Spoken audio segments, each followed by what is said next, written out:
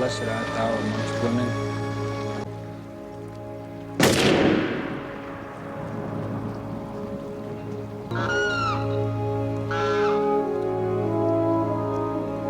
Oh, look, wait a minute. There's my $200. That was fast. Download the DraftKings Sportsbook app. Bet just $5 to get $200 in bonus bets instantly. I've known my brother my whole life. I know what type of duty he is, and I know he's excited to play basketball, and I highly doubt he would do anything to put that in jeopardy.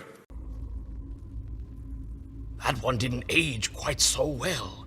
Now, I've criticized Adam Silver quite a many times in his handling of a league full of invertebrates, with he himself being a jellyfish.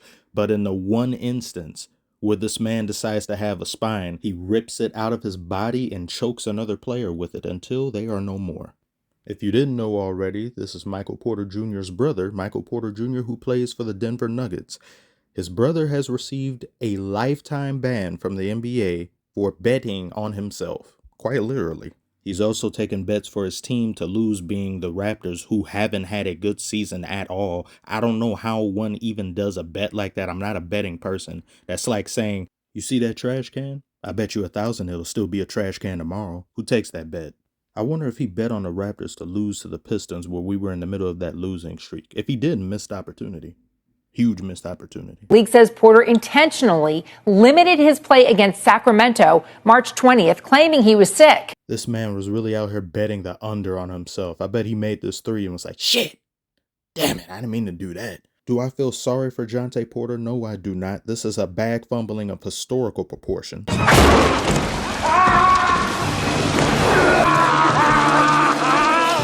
But you want to know what infuriates me most about this situation? We are in a world where we are immersed in gambling, in NBA arenas, on social media, on teams' own social media feeds, and not just players, but team personnel. There are lots of people in the NBA, besides players, who have access to a lot of confidential information. And I think the message is not just about Jontay Porter, but about everybody in this league. That's the ultimate problem here. I made a video not too long ago about the Cavs coach being threatened by gamblers, where he himself says sports betting is distracting. He was getting weird threatening messages from unknown numbers telling him to do something a certain way, talking about they know where his kids go to school, they know where he lives.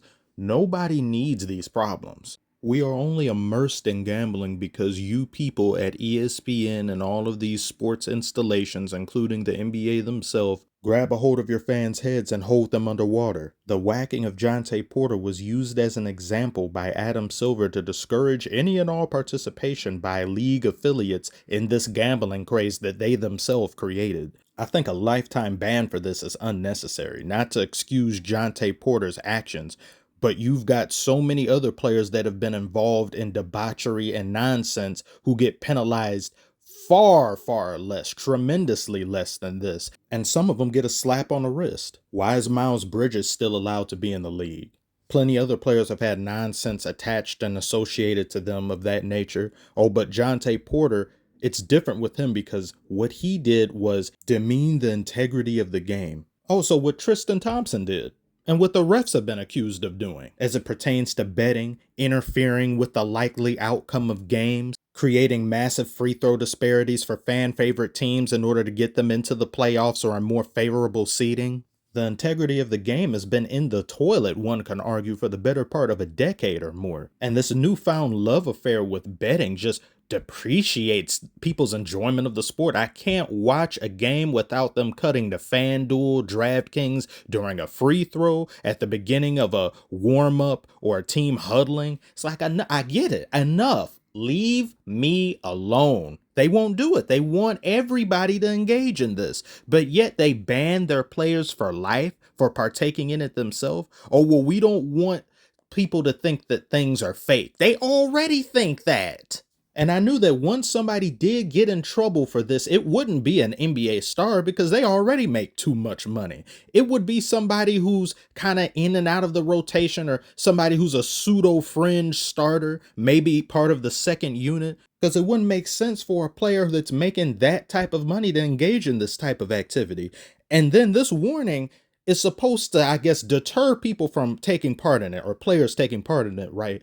So if somebody big time does this, let's say somebody is just very greedy, like a Kevin Durant, like a LeBron, maybe a Curry, they get caught doing this. Are you going to ban them for life? I don't think so. Because the stars get treated differently. They have a different set of rules. These people can't even kick Draymond Green out of a game when he RKOs another player.